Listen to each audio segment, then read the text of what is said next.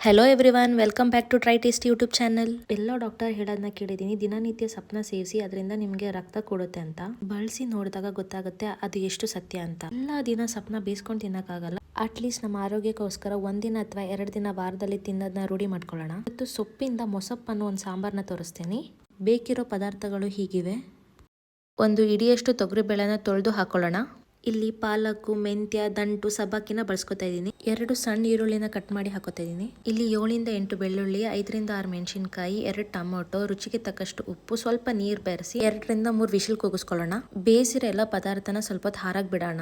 ನಾನು ಬೇಯಿಸಿರೋ ಪದಾರ್ಥನ ಯಾಕೆ ಹೀಗೆ ಸಪ್ರೇಟಾಗಿ ಇಟ್ಕೊಂಡಿದ್ದೀನಿ ಅಂದ್ರೆ, ಫಸ್ಟು ಈ ಎಲ್ಲ ಪದಾರ್ಥ ನುಣ್ಣಗೆ ರುಬ್ಬಿದ ನಂತರ ನಾವು ಸೊಪ್ಪನ್ನ ಬೆರೆಸ್ಬೇಕು. ಅದಕ್ಕೋಸ್ಕರ ಮಿಕ್ಸಿ ಜಾರಿಗೆ ಕಟ್ ಮಾಡಿರೋಂಥ ತೆಂಗಿನಕಾಯಿ, ಬೇಯಿಸಿರುವ ಮೆಣಸಿನಕಾಯಿ, ಈರುಳ್ಳಿ, ಟೊಮೆಟೊ ಹಾಗೆ ಬೆಳ್ಳುಳ್ಳಿನ ಹಾಕೊಂಡು ನುಣ್ಣಗೆ ರುಬ್ಕೋಬೇಕು.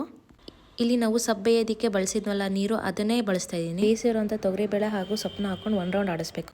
ಈಗ ಒಗ್ಗರಣೆಗೆ 1 ಸ್ಪೂನ್ ಎಣ್ಣೆ, ಅದಕ್ಕಾದ ನಂತರ ಸ್ವಲ್ಪ ಸಾಸಿವೆನ ಹಾಕೋಬೇಕು. ಇವಾಗ ನಾವು ರುಬ್ಬಿರುವಂಥ ಮಿಶ್ರಣ ಹಾಕೊಳ್ಳೋಣ.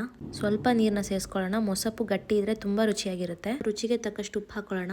5 ರಿಂದ 10 ನಿಮಿಷ ಬೇಯಿಸಿದ್ರೆ ರುಚಿ ಹೆಲ್ತಿಯಾದ ಮೊಸಪ್ಪು ready. Thank you for watching try tasty. Keep supporting. Bye.